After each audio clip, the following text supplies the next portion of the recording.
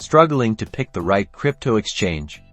Let's break down Binance, Crypto.com, and Coinbase to see which one reigns supreme for your crypto journey in just 90 seconds. First, let's talk options. Binance typically has the widest range of cryptocurrencies, appealing to experienced traders. Crypto.com offers a decent selection with increasing DeFi features, while Coinbase focuses on the most popular coins, ideal for beginners. Next up, fees. Binance often wins with lower fees, especially if you use BNB. Crypto.com's fees can be competitive depending on your CRO. Staking tier. Coinbase, while user-friendly, tends to have higher fees. Security is non-negotiable. All three platforms utilize industry-standard security measures like two-factor authentication and cold storage. Research each exchange's security record to assess their commitment to safety.